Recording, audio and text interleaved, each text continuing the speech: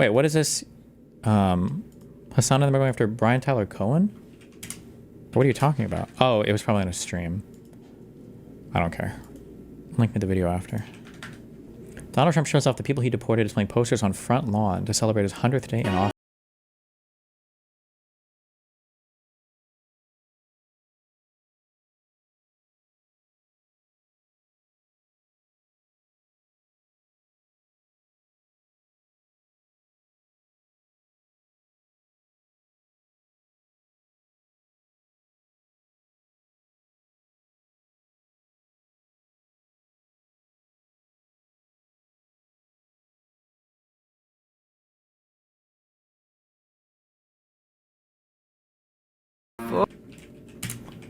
It's a little dark, but okay.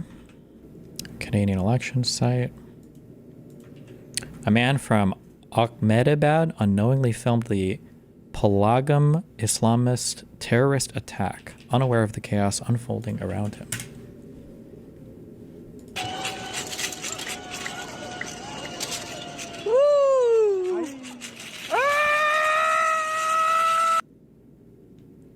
King Von said TOS. Okay, well.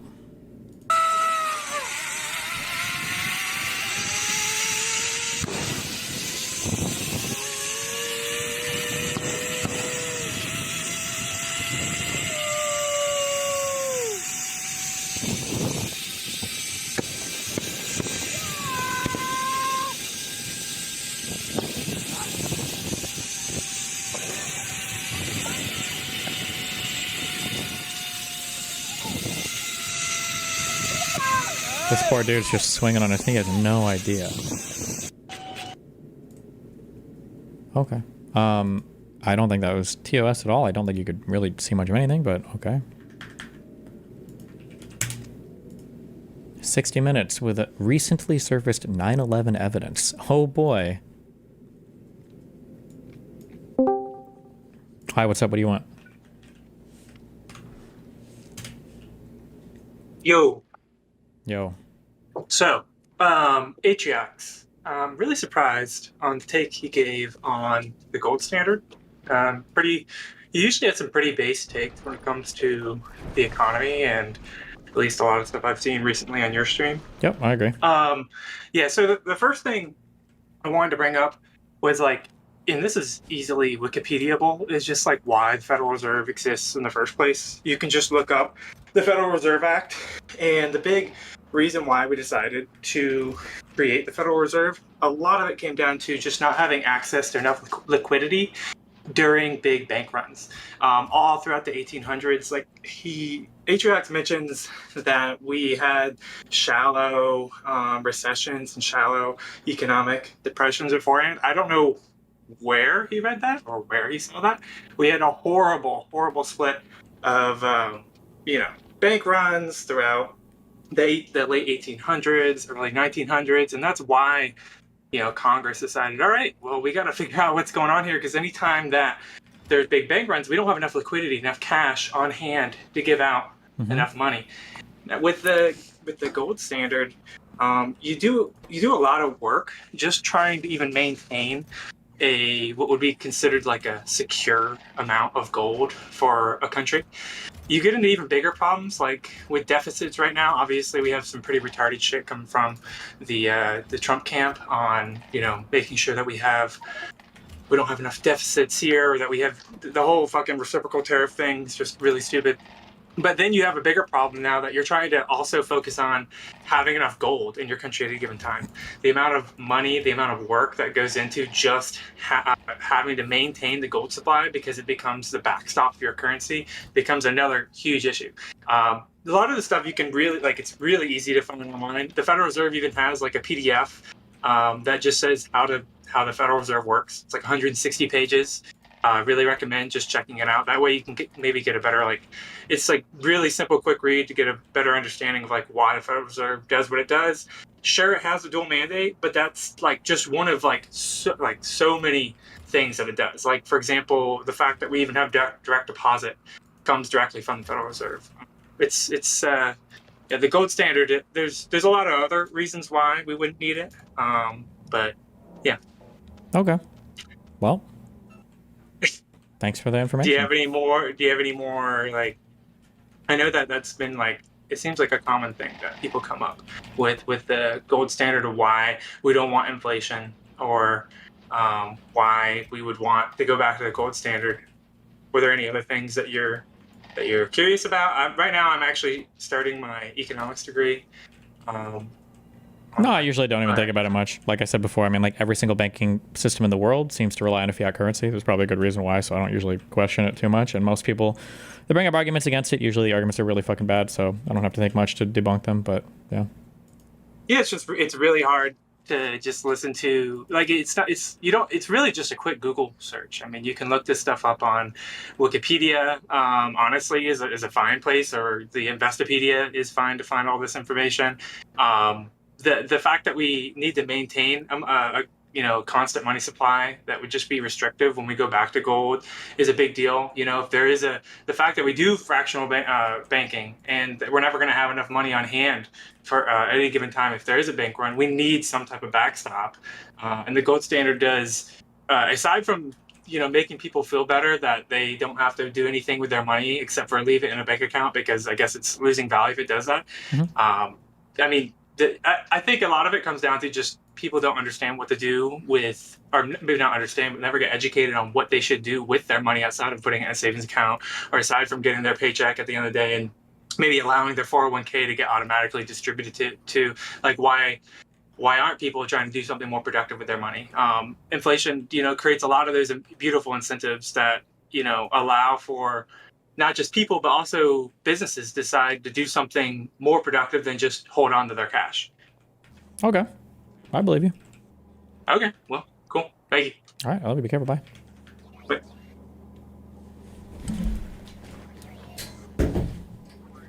One second. Let me grab a song. Evidence. Oh, Tax. no. It's going to be really retarded. Okay. Let's go. And it includes a chilling video of a Saudi national filming the U.S. Capitol. The story will continue in a moment. Oh, shit.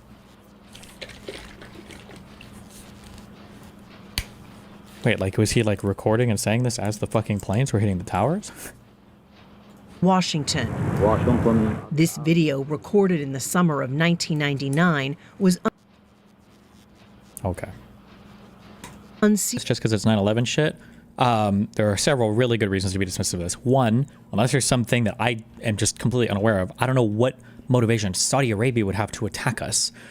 Two, the Saudi hijackers were all people who had been expelled from Saudi Arabia. Saudi Arabia was not on good terms with people like Osama bin Laden. People will say that, like, oh, they were Saudi nationals. They were all kicked out of Saudi Arabia. Nobody there liked them. Okay, there's a reason why Osama bin Laden was not in Saudi Arabia.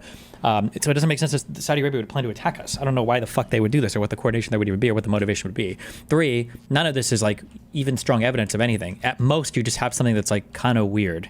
That's the most that you have. Four, the person giving you this information is part of a group of family members who are just trying to sue the Saudi Arabian government for a fuck ton of money. That's what they want. They just want to get a lot of money from the Saudi Arabian family. So of course this guy's going to give you, as he should, I guess, like the most information he can to benefit their argument. I don't like that they keep calling him like an investigator. While it might be true that he worked for the FBI or the whatever, I think he's working with counsel to the plaintiffs here for the suit. So it's like, of course he's going to be saying this. Like, isn't this kind of some new information? Wasn't it always thought that there was a third plane going for the White House? There was always thought to have been a fourth plane going for the White House. It was the one that was crashed by the people on the plane.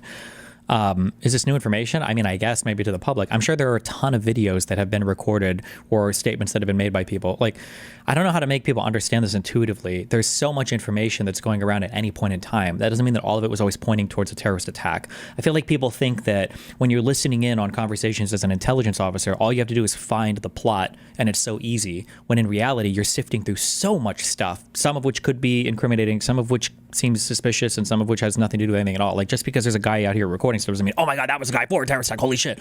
Like, it could be a million different things that this guy could have been doing. And if you have no strong evidence linking one thing to another, it's just kind of a weird thing. That's it.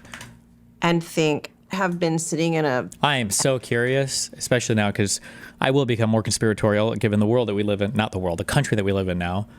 When was this originally aired?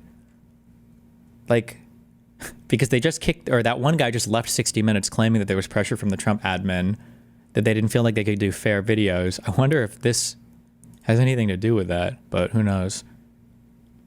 In 2004. Is that really what this is for? Do we really think that the hijackers were using complex formulas to fly fucking planes into the fucking buildings? Could it also just be that airplanes sometimes also fly down? This seems...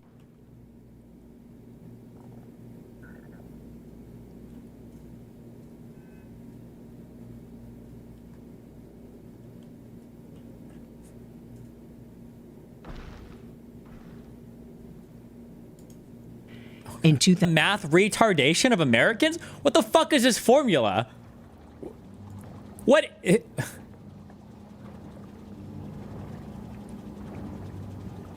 What, like, what the fuck even is this? Hello? What? Well, it's like we're in Interstellar and they've like broken the fucking time travel code. This looks retarded. What do we...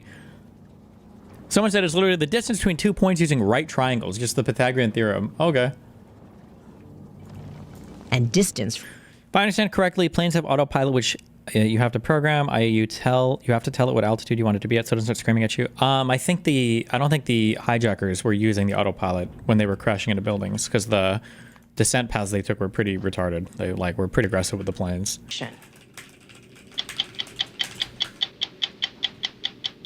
Wow.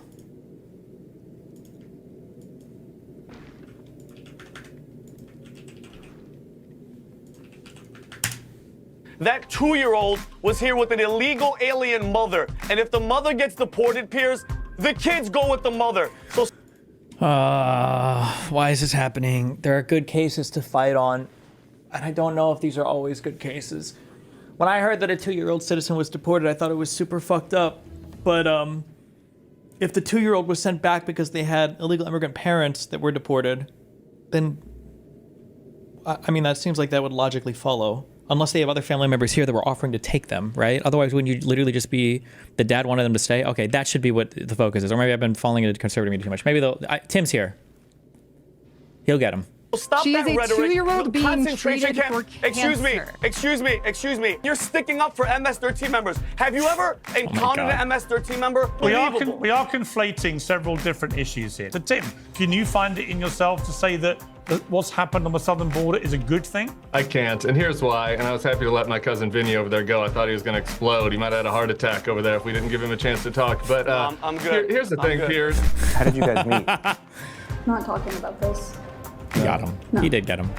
Watch this guy, whose reputation, one of the hardest, toughest, meanest, most successful coaches in the history of American football, getting bossed around by this girl about what he can and can't say. We're not talking about that. Well, they would just ask, when did you meet? The problem with obsessing over a president's first 100 days is the general sense that everything is now or never, boom or bust. 3 months to deliver a program that was 4 years in the making before a long slide down to the midterms, and then beginning the whole process again. Well, President Trump scored a volley of popular early wins on things like trans women in sport, sealing the US border and rolling back DEI. But it's the tough stuff, namely tariffs and wars, that will really define his presidency. And it's going to take a lot longer than 100 days, methinks, to figure them out. Well, the funeral of Pope Francis brought Trump and Zelensky together for an extraordinary head-to-head this weekend. The first time they've met since the infamous Oval Office bust-up. Democrats are upset that Trump wore a blue suit to the funeral, as did Biden and the Prince of Wales.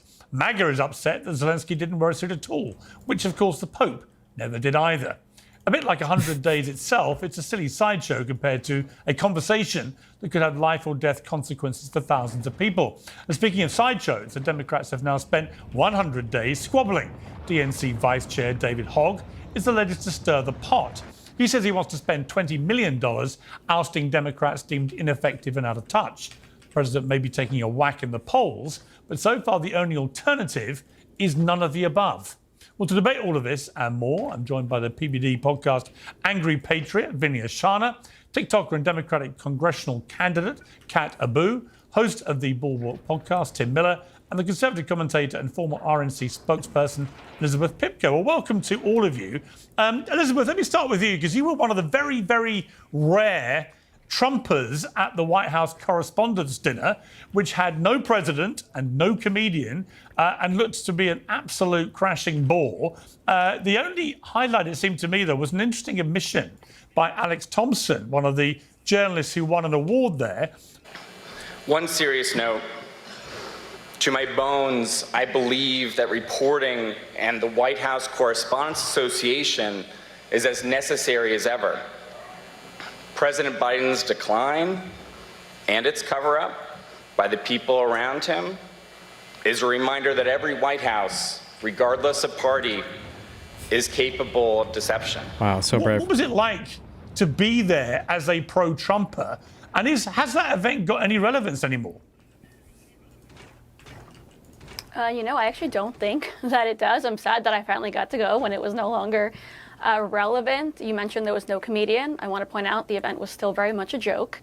It was very strange for me to be there. I have to admit, the program started a few minutes in. My jaw dropped because I see a room full of journalists basically applauding themselves, patting themselves on the back for admitting that they missed the story of Biden's cognitive decline and will never make that same mistake again. Meanwhile, I'm remembering how many times I was attacked for bringing it up, how many times countless people on the right, or even those completely unaffiliated with politics, were attacked for bringing it up. And now I'm watching journalists, which are supposed to be responsible for bringing that information to the people and actually holding the White House accountable, even when they don't agree with those in there. And the fact is, these journalists were very much upfront with the fact that they did what they were supposed to do. They made a really tiny mistake. They promised to never make it again, and they should still have all the trust and all the faith of the American people. I thought it was very strange. I didn't expect any of it.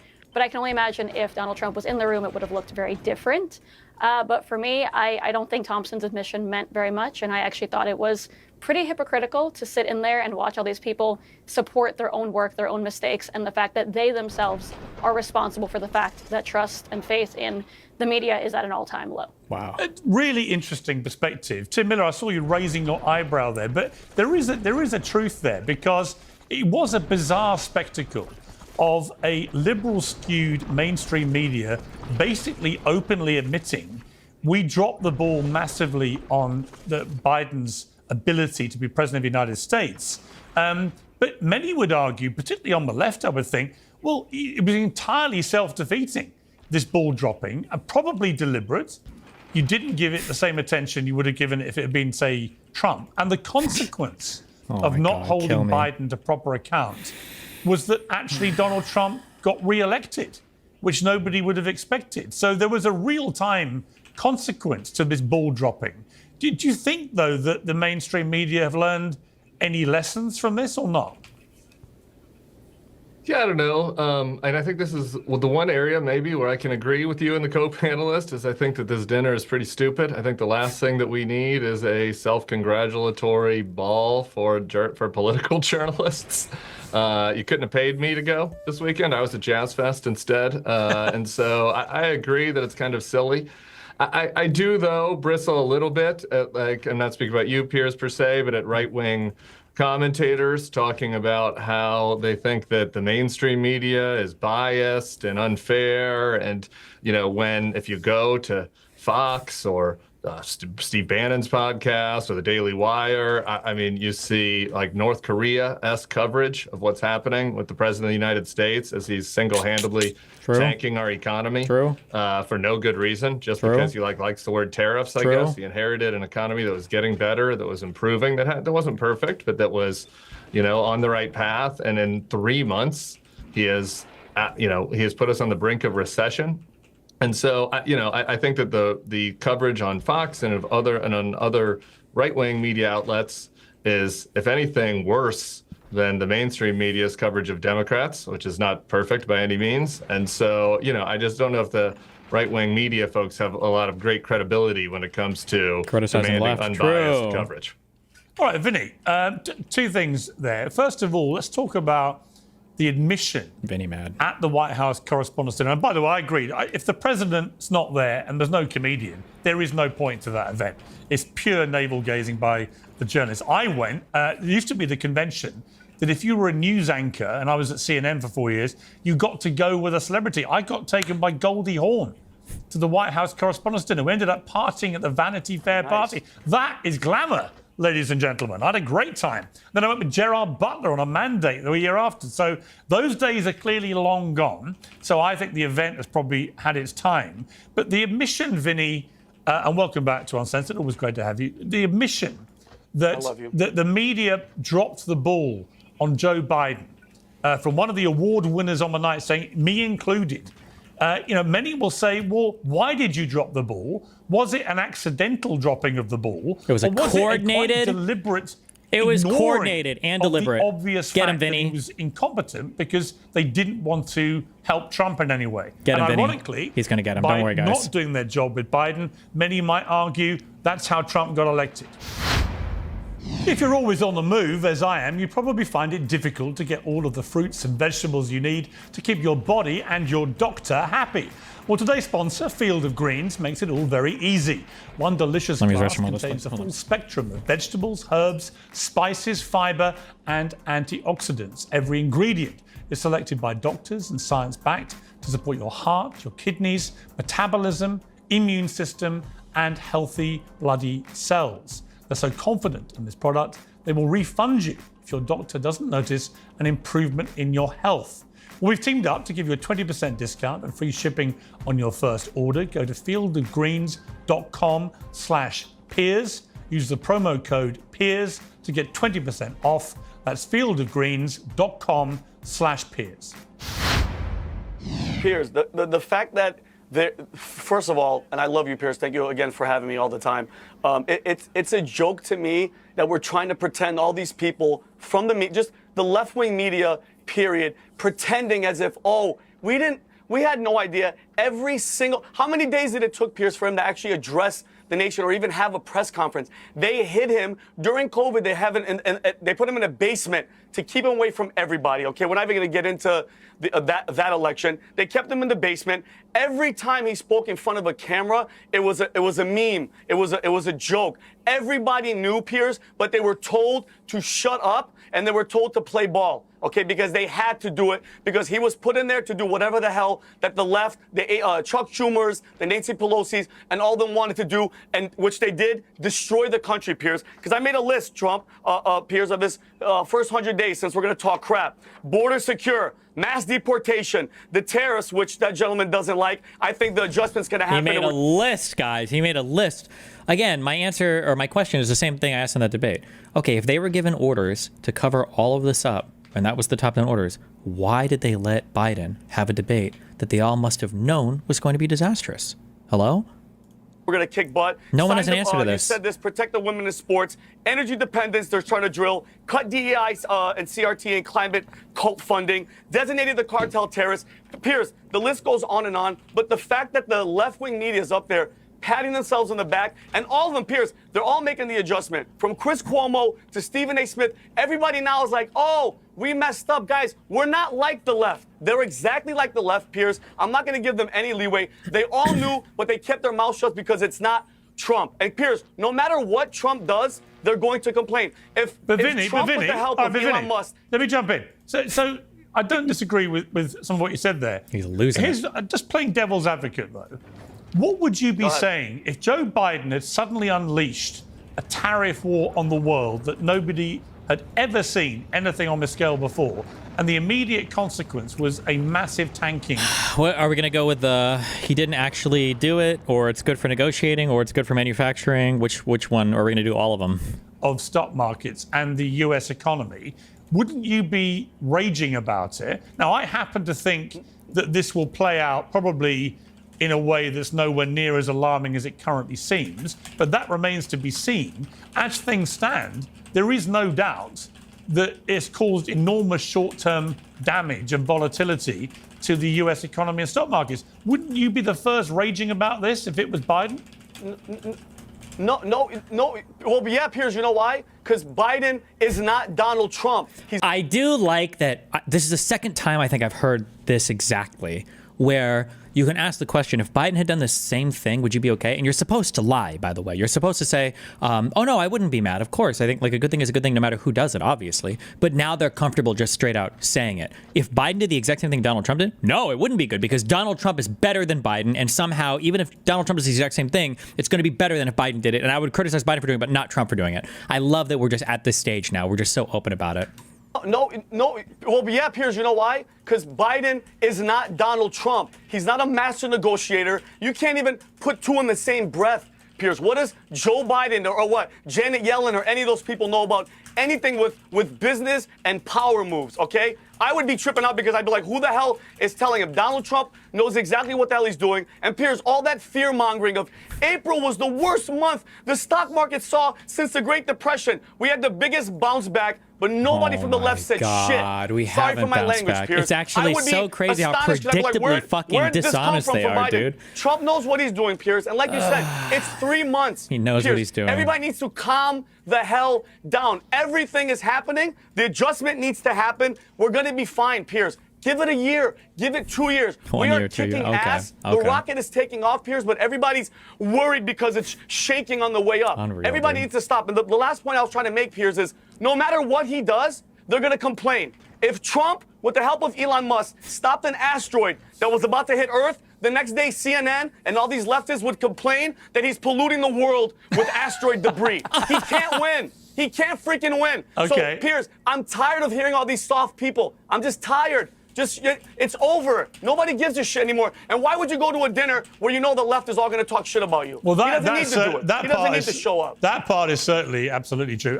Kat, we're nearly 100 days in. It'll be 100 days on Wednesday. What is your overview of the Trump 3-month reign so far? And people call it a reign because they think he's behaving like a monarch, which I'd have no problem with, but obviously Americans don't like that. I mean, yeah. Wait, is Piers a big monarch simp, or does he fucking hate the monarchy? I forgot. He's got a thing. He's got a thing with them. That's part of the reason that we're not a part of England anymore. I would say that it's been disastrous. I mean, yesterday I was at a veterans rally for people who had been laid off from their jobs because of Musk's Doge, for people that aren't able to get health care, who were exposed to tar pits overseas when they were serving, for people who are struggling with the care at the VA as Musk and Trump cut it. And this is in the only red part in the district that I'm running in. I talk to so many older people who are like, I don't have a 401k anymore. And as much as Vinny wants to say, like, wait a year, wait 2 years, people can't wait a year or 2 years right now because most Americans can't afford an emergency $1,000 expense. Hey, Destiny, do you still allow people to upload videos of your content? If you do, are there any rules? I think August usually asks people to wait 3 days. Also, that was a really, really bad point financially. Nobody who's complaining about their 401k falling is worried about, like, an emergency that they can't afford. You're not usually cashing out your 401k to afford emergencies, but you know what? She's on our side, so we'll let it stand, okay?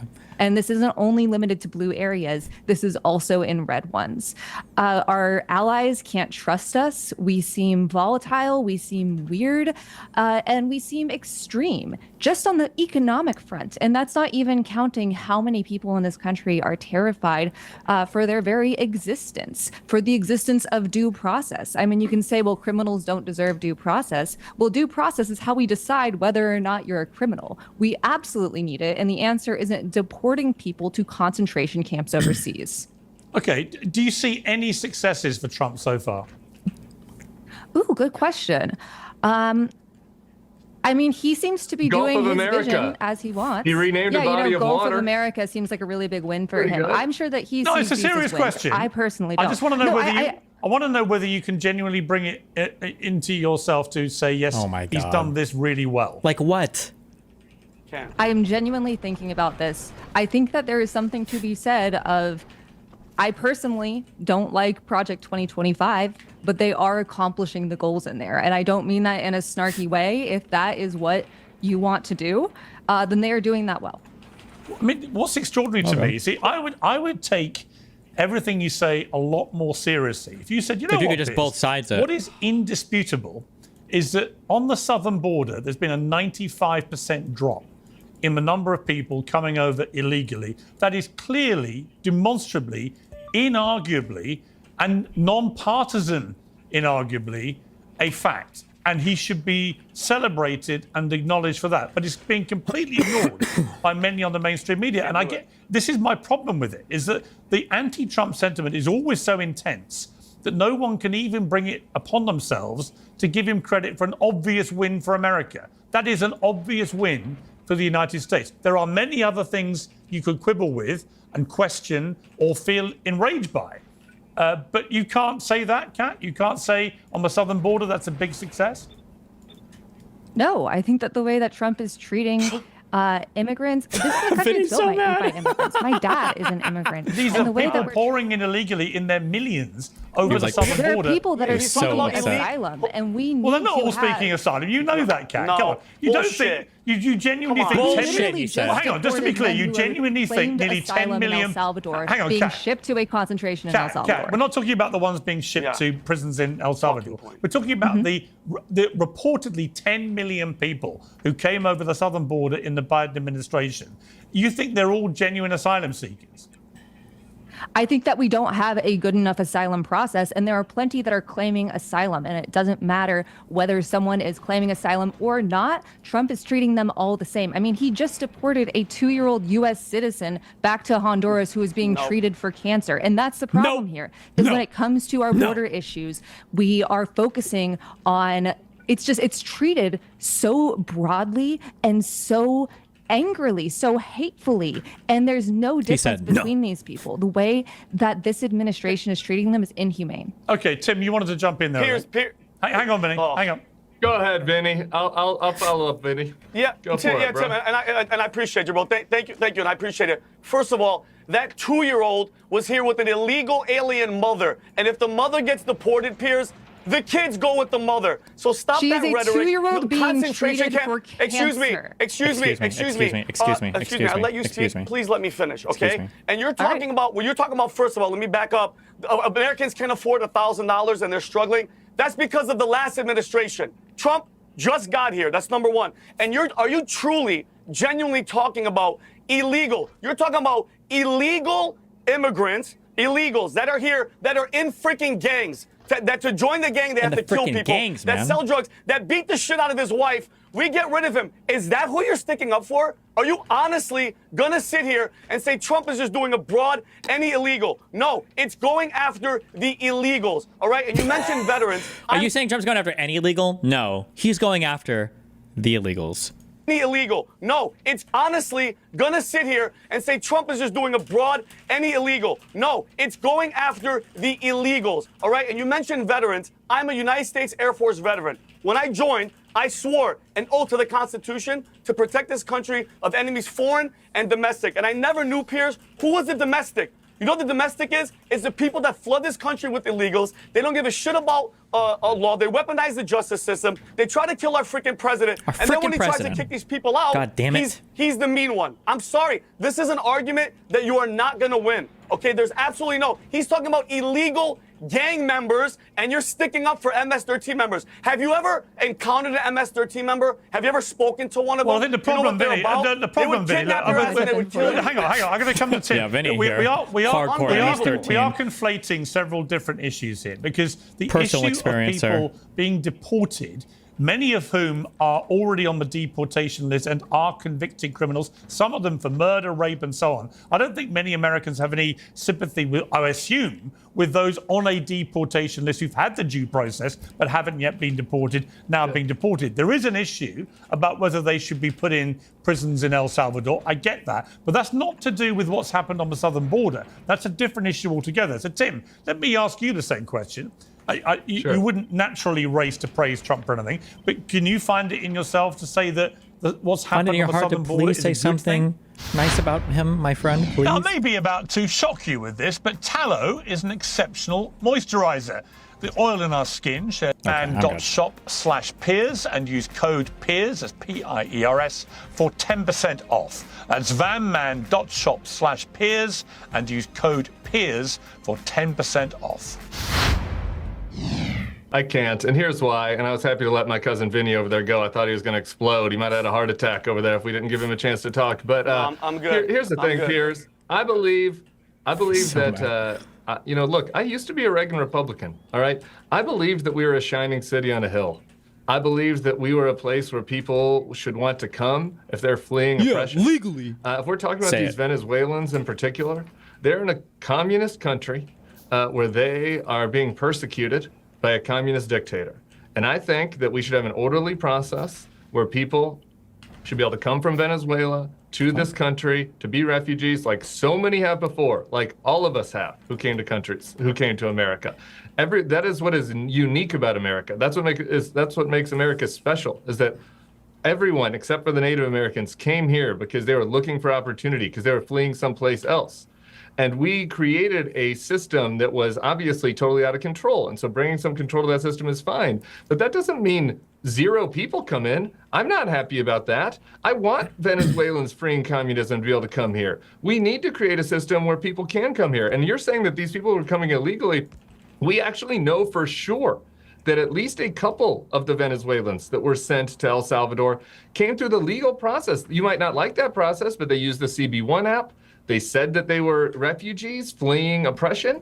They went to a third country. In one case, a guy went to Colombia, just like you're supposed to, and then he was brought to Florida, and that man has been sent to El Salvador. Maybe he's a trend to Aragua. We don't know because there wasn't a court hearing. I've talked a lot about the gay makeup artist Andre. I'm sorry, Piers, but I want people to come. I hear you. It's not good to be zero. Tim, We're America. Tim, I agree with you. We're not China. Listen, I don't disagree with you about the due process issue. And due process? What? I think against the pro-Trump argument on this is if you start to play loose with due process, what happens, as Donald Trump is now realizing, I think, is that the stories become the stories which are about due process, not what's happened on the southern border. There is a clear, demonstrable, big success on the southern border, but I'm not reading or seeing anything about that. All I'm hearing about are these 1 or 2 isolated people who have not been afforded due process and where it looks unfair. And my point about that is that it's almost handing a victory to the jaws of defeat if you abandon due process. What do you think of that argument?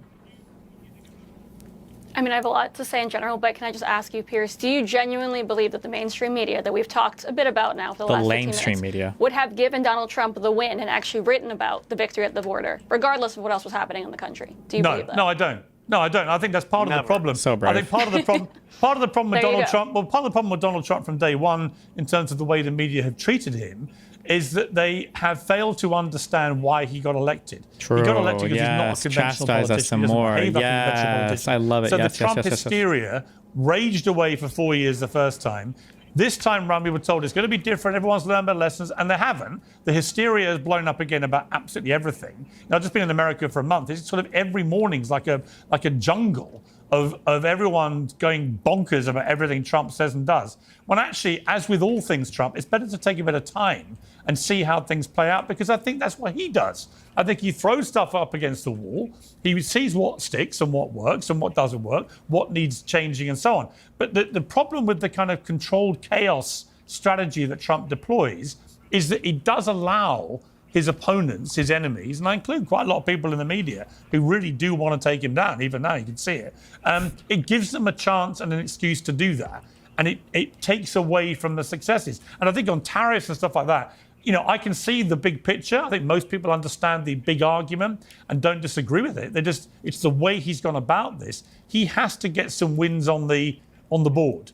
Because otherwise, if in 6 months' time or a year's time, or as you head towards the midterms, the US economy is still in the doldrums and the stock market is still tanking, then you're going to lose the House in the midterms and the environment will change completely. So I do think he's playing with fire here with this stuff where he's got to get wins on the board. Do you accept that? I accept that, but I would argue that Donald Trump, obviously, as you know, is fully aware that midterms are coming up and maybe is acting like a president and not a politician worried about midterms. Not everyone can be Joe Biden. As he literally killed the immigration bill because he was so worried about getting reelected. He's only a president when it's his turn to be president, but he's a politician when it comes to his election chances. Okay, buddy.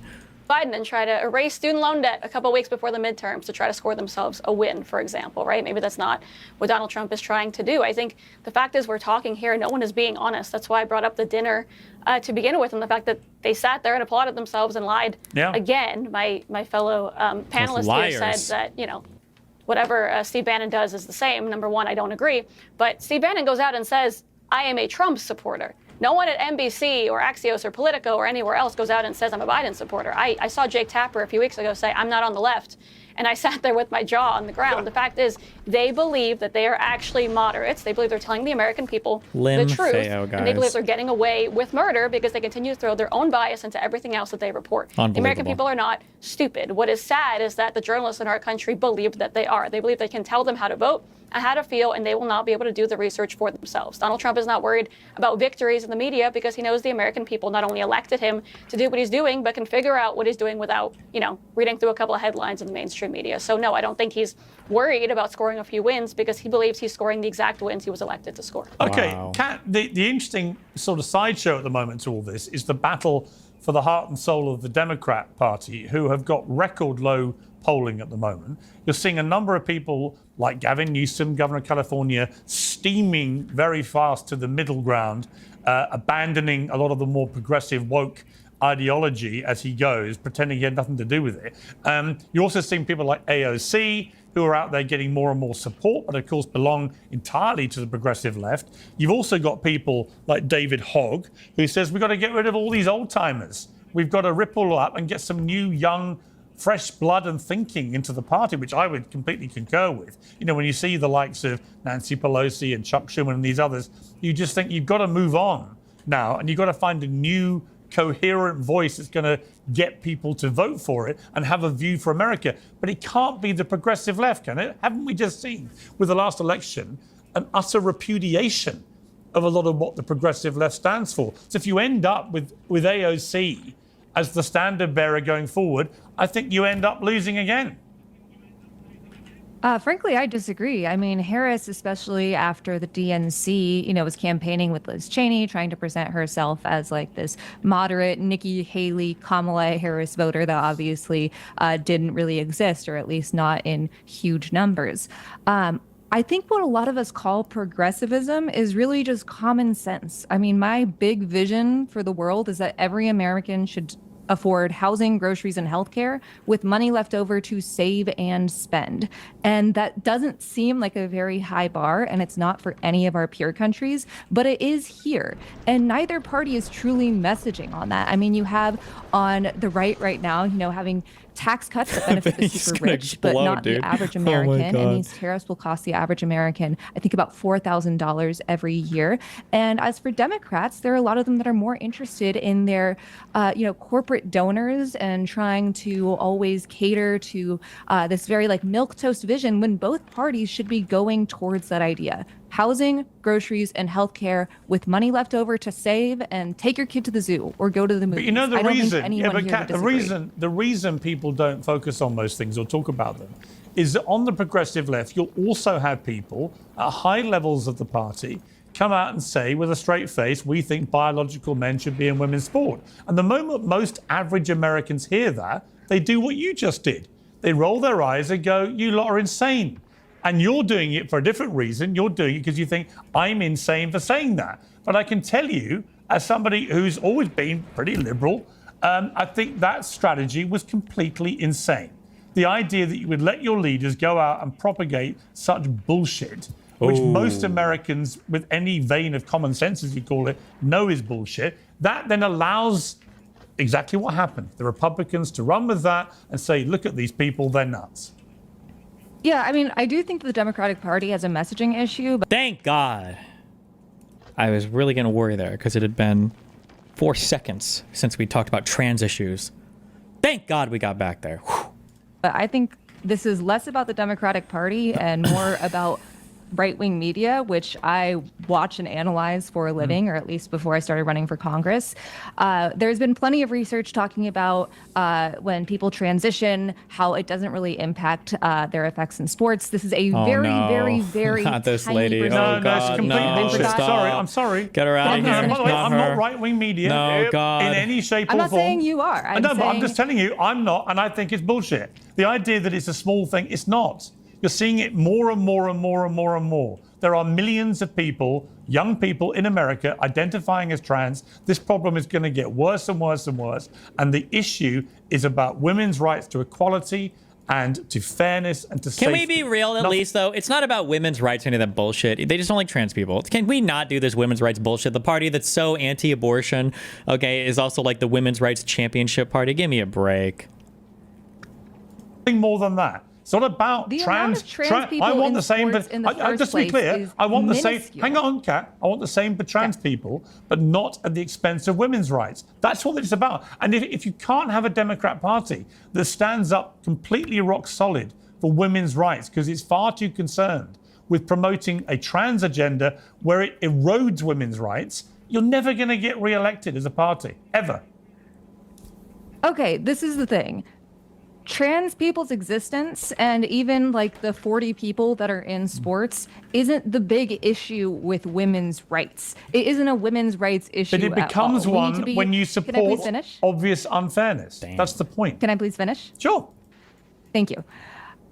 The thing here is you have Republicans right now in the state at the federal level that are saying we need to check children's genitals to make sure they're the right ones before they play. That's a harm to children and women. The SAVE Act, which is going to stop millions of married women from being able to vote if they don't have their birth certificate and proof of their name change, that's an actual harm to women. Trans people existing, and in like one state that did a law against trans kids being in sports, there was literally one trans child that was in any sport who was supported by their own team. This is lawmakers at the state level, people that are being paid, that are full-ass adults, that are bullying children. So just to be for clear, no okay. So reason. just to be clear, you would personally like it to continue. You think it's perfectly okay for biological men to compete in women's sport. Is that your position?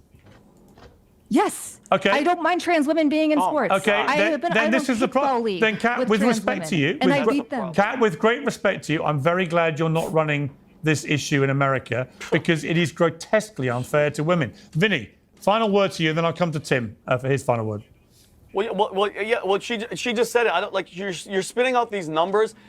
If one man tries to take away a scholarship from a female, that's anti-woman. And for you to sit there and act like it's not a freaking problem, it's happening more and more, like Piers said, every single day. And that's the problem is this. What is this? Hold on.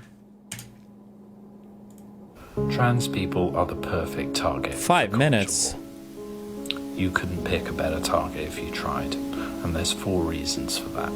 First reason, there is a Okay, I agree with him. Number talk. If one girl is being affected, and if there's men and women's bathrooms, you guys make it seem like this is we're just coming out of thin air. And that's the problem, Piers, with the Democratic Party. You heard it here first. No vision, no plan. They're totally fine with a male with testicles beating the shit out of women, spiking volleyballs in their freaking face and sending them to the hospital. It's no. It's unbelievable that I'm happy you're exposing yourself because he nailed it. This is why your party is going to keep losing over and over and over because you guys are standing on issues that it's so common sense. Men should play with men. Women should play with women. And if you don't think it's affecting women, go ask all these girls that are losing scholarships to men How many? with freaking testicles that All are beating these the shit out seriously? of them in sports. Yeah. It's unbelievable that you think like that. Okay, Tim, I think, Tim... Also, it's so rich hearing conservatives argue about all these girls losing scholarships when how many of these people fought against Title IX? Title IX is the one that mandates you have like female sports in schools alongside male sports, right? Where they're like, why do we have to waste money on these stupid female sports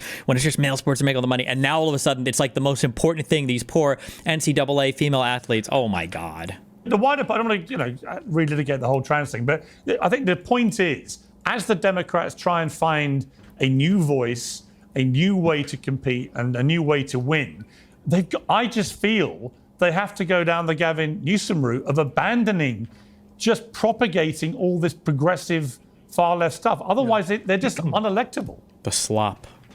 Yeah, so just 2 thoughts on this. Just one really quick on the moral bankruptcy of Vinny's position. I have a more nuanced view than Kat does on trans women in sports, but the idea that having one trans woman in a swimming meet is unacceptable, but I don't care if I wrongly sent, but I don't care, but you don't care. Oh, that's such a good point that he's about to make. Ooh. Apparently, if we wrongly sent one person to a concentration camp in El Salvador, If we you don't care about due process. Concentration camp. Wrongly, no. You said you don't care about due process. Two different one points. person is You're incorrect. conflating two different points. We're not I'm conflating them. He's Points. comparing them. And you're using the word concentration camp. Tim, you're using the word concentration camp. So you're one of those people that's like, Trump is Hitler. Again, Oh my your God. dumbass party has watered down the name Hitler. The name Hitler isn't even strong anymore. Because you know what? You compare him with Trump, people go, oh, if Hitler's like Trump, then he's not bad. Stop saying that, guys. That's stupid rhetoric. Concentration camp. You're an illegal gang member. Get the fuck out of my country. Period. You don't belong here. You have deportation orders. Well, You're not supposed to be here. You beat your wife. Bye. Listen. Bro. Listen. Bro, We've got to, unfortunately, we have to wrap it there. All I would say is, Tim, in relation to your point, Tim, I actually think it is wrong to deport people to prisons in El Salvador without proper due process. It's a much more Don't be in a gang, Piers. Don't be in a gang. Well, Vinny, I have not seen yet enough evidence for my liking that this guy was a member of that gang. If there is, why would you? Hang on. If there Why is, do they have to show you? If there is, Why put do it they have out to show there. you? If there is, put it out there, What? and then I may change my mind. But until I see it, I'm afraid I'm not satisfied. I also think the trans issue you guys think is that they're important. lying?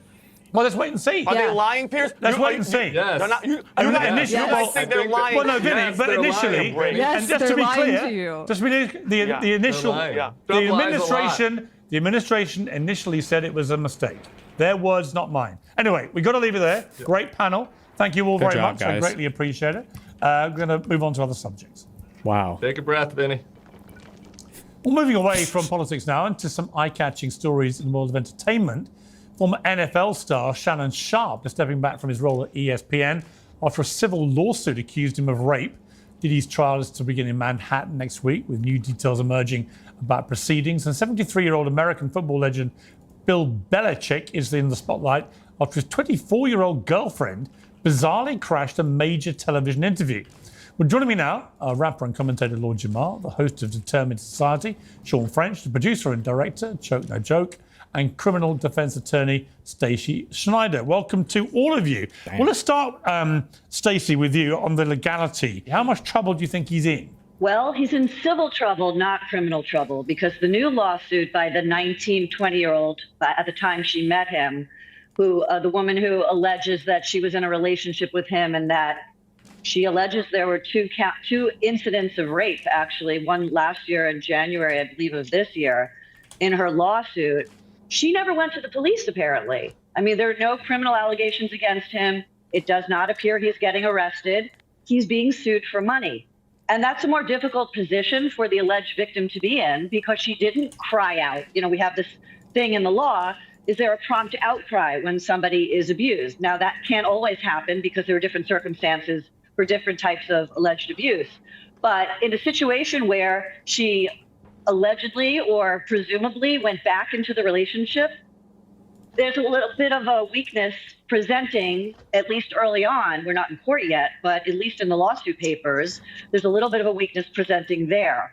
But he's in trouble because of his personality, his career, his reputation. Who is this over again? That's a big amount of trouble. But he's not under arrest, and that's a distinction here that should be pointed out. Okay, Chuck No Joke.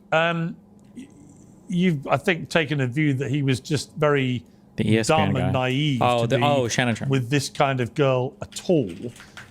Explain why you feel that way. I mean, for one, first, how you doing, Piers? Good to see you. No, I don't think we care about this that much.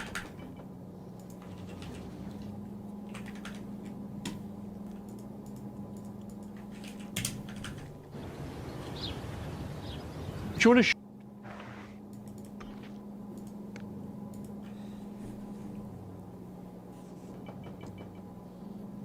What is it, 7:30 is when most of the votes start rolling in, right? Wait, what is this? Americans have long been the biggest consumers on the planet, and American consumption has grown and grown over time. Americans bought 68 new items of clothing last year, a huge increase from the 12 items a year that they used to buy in the 1980s. Their spending on that clothing, however, has fallen. In the 1980s, the average American spent 7% of their annual income on clothing, while today they just spend 3%. So for less than half of the spending, shoppers today are getting almost 6 times as many items. According to JP Morgan, since the turn of the century, real personal consumption growth in the United States, meaning inflation-adjusted consumption growth, averaged 2.5%. But in the second half of 2023, that rose above 3%, even with the higher interest rates and elevated but declining inflation.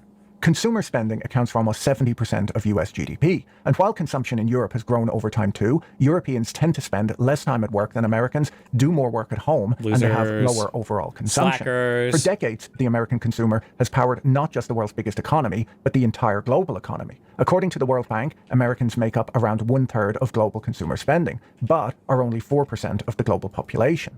We should only be so surprised by this. Americans are amongst the most productive workers in the world, and thus are amongst the best paid. The fact that they're both busy and highly paid makes them naturally big consumers. Over the last 50 years, the United States has had just 4 significant dips in consumer spending, the biggest having occurred in 2020 when the global pandemic struck. At the start of the pandemic, Americans slashed all spending, and we saw a massive boost in personal savings as the government pumped a load of money into the economy. Nobody was traveling, people couldn't eat out, they didn't lose their jobs and could suddenly work from home. Most Americans continued to earn money and were simply spending less. Poorer Americans who lived paycheck to paycheck suddenly had free time for the first time in their working lives, and due to stimulus checks also had savings, which many had never really had before. People's bank accounts grew, and once the COVID restrictions started to ease, they went on a spending spree. While Americans stopped spending on restaurants, vacations, and their daily commutes during the pandemic, they spent much more on physical goods. They cancelled gym memberships and bought things like treadmills. During that period, the world spent 5% more on physical goods, but the undefeated American consumer spent 10% more. I asked my viewers in a community post what goods Americans buy that the rest of the world doesn't. The most popular answer was guns and ammo. There were also huge trucks and, of course, truck nuts. Whenever I see things like that, I always imagine how confused the Chinese factory workers who make them must be. I imagine they have long conversations in the evening with their friends and families about who buys these things and what for. There's no way around it though. Americans do love spending, and not just on necessities like tattoos, baseball caps, massive water bottles, and aerosol cheese. I spoke to a friend a few years ago who told me that she rents a storage space to keep her seasonal decorations. I made the mistake of assuming that she meant Christmas decorations, only to learn that there are many more holidays that require inflatable decorations, and that the Christmas decorations really only took up about 10% of her storage locker. American shoppers love convenience too. Not only are there drive-through liquor stores in the United States, there are drive-through bars too. Some even seem to offer Sunday morning discounts. In Louisiana, the Strawberry Daiquiri, it appears, is the breakfast of champions. According to the Bureau of Labor Statistics, Americans spend twice as much on jewelry, watches, books, and phones today as they did 25 years ago. New American homes are almost 25% bigger today than they were 25 years ago, and Americans throw away 5 times more consumer waste than they did in 1980. A lot of this is driven by goods deflation, where things like clothing, furniture, and electronics are cheaper than they've ever been before. But the goods have often fallen in price because they've declined in quality too. Before we dig into that, let me tell you about this week's video sponsor, Delete Me. Delete Me is a subscription service that finds and removes your personal data that's being collected by data brokers and sold online. Data brokers are businesses that collect huge amounts of personally identifiable information on individuals and package it up to create profiles which can include things like social security numbers, birthdays, past and recent addresses, information about your family, and much more. This data can be used by identity thieves or online stalkers who want to harass or dox you. You're legally entitled to protect your privacy by requesting that data brokers delete the information that they store on you. But unfortunately, there are hundreds of data brokers and they don't make it easy to get off their lists. It could take forever to do this on your own.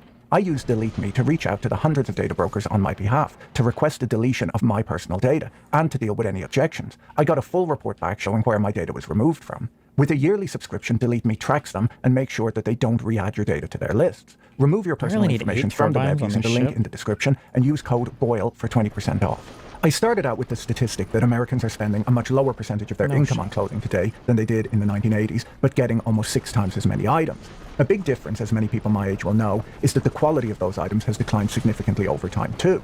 I really noticed this a few years ago when one of my favorite shirts was getting a bit old, and I went online to see if I could find the exact same one to buy. Not only was I able to find it, but the price was cheaper than I remembered. When it arrived in the post, however, and I held it up next to the old one, it was made of a thinner, cheaper fabric, the stitching was worse, and it just didn't fit the way the old one had. I went online to return it, and instead of sending me a shipping label, the seller just gave me a full refund and told me to throw it out.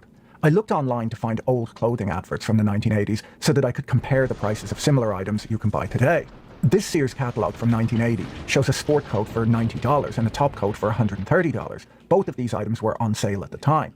If we adjust for inflation, the sport coat costs $350 and the top coat over $500 in 2025 dollars.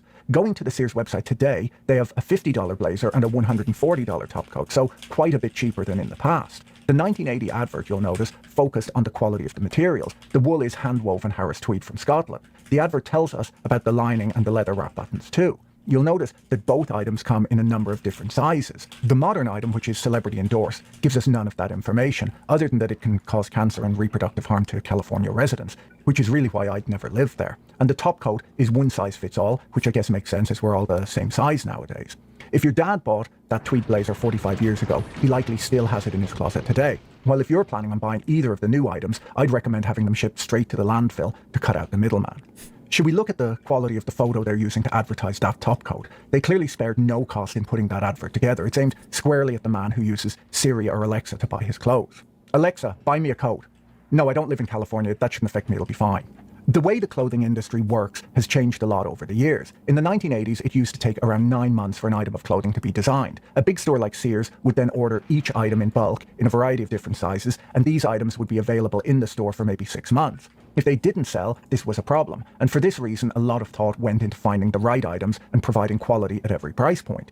The term fast fashion first appeared in 1989 in the New York Times article about a new retailer at the time called Zara. Zara, they explained, was able to go from idea to having an item in the store in 15 days because they had built a network of factories around their headquarters in Spain. Damn. They would manufacture small test batches of clothing, ship them to the stores, discontinue the ones that didn't sell, and ramp production in the items that customers bought. Their approach didn't require them to predict trends. They just had to respond quickly to demand.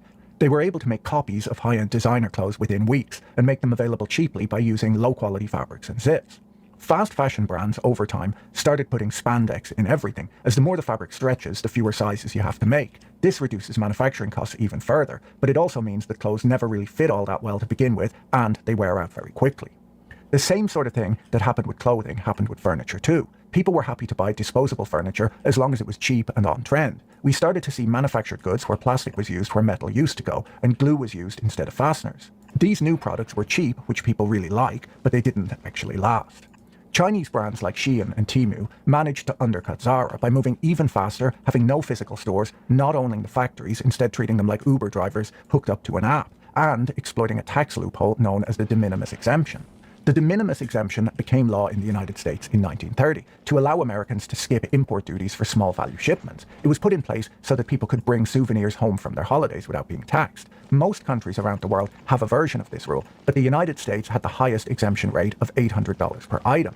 Americans who've ordered goods from another country online that cost less than $800 over the last 10 years have benefited from the de minimis exemption. If they had bought the exact same item from a local store, the price would have been quite a bit higher, as it would have had to include the cost of manufacturing, shipping, warehousing, along with the store's rent and the wages of the US employee who works there.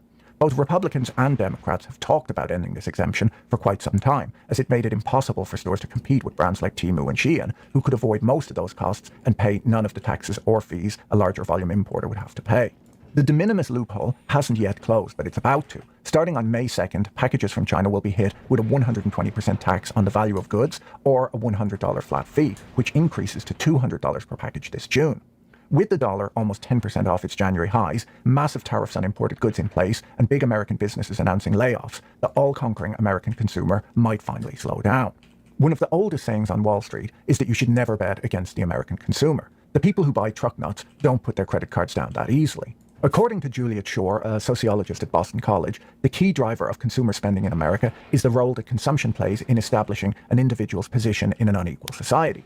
She says that Americans consume to keep up with their social group. According to her research, people who have reference groups that are wealthier than they are tend to spend more to keep up, and people who have more modest reference groups, even as they gain in income and wealth, tend to save more.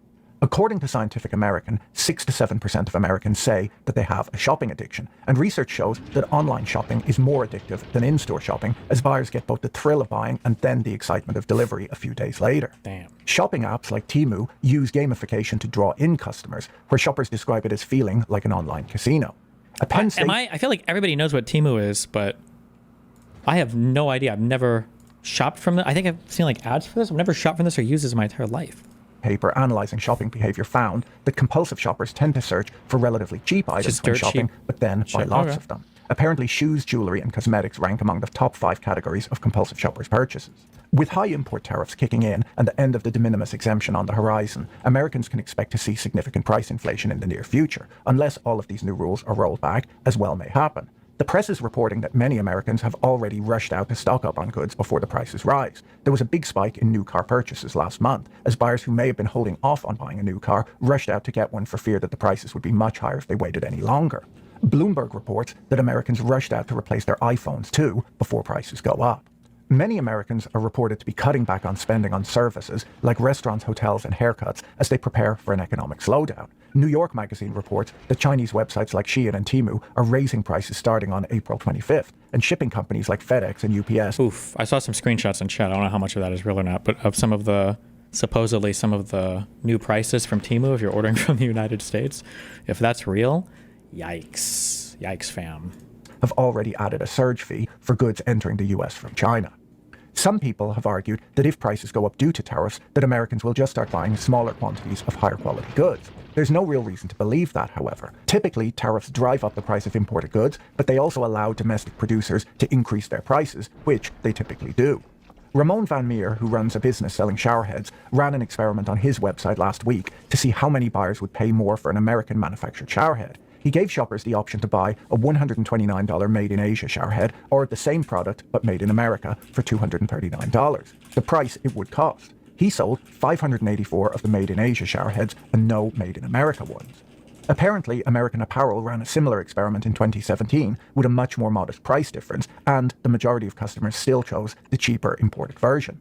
The Atlantic reports that trends like zero-waste households, capsule wardrobes and minimalism are generating more and more interest amongst Americans who are concerned about the waste they create. Farrakalik reports that stores selling second-hand goods are poised to benefit from the new tariffs as consumers look to avoid higher prices by searching for higher quality second-hand goods at lower prices. The moral critique of consumerism is that buying goods can displace more worthwhile activities or more important priorities. But consumption does also create jobs, stimulate economic growth, and can increase our quality of life and standard of living. If you found this video interesting, you should watch my video on the luxury goods bubble next. Don't forget to check out our sponsor, Delete Me, using the link in the description. Talk to you in the next video. Bye. See ya.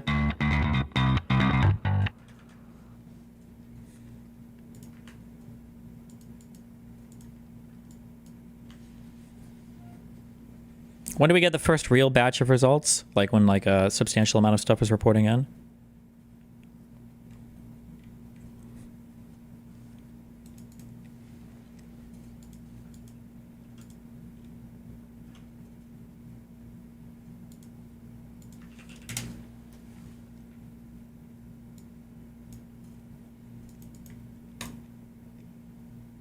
In like 3 hours? People said it started at 7:30. Were these retards in chat? It's just like some small meme results that go in really early.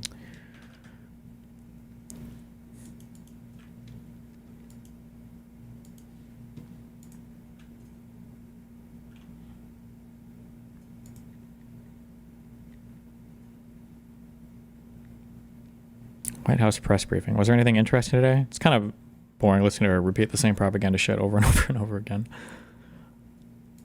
Probably at like 11 at the earliest. What, in like 3.5 hours?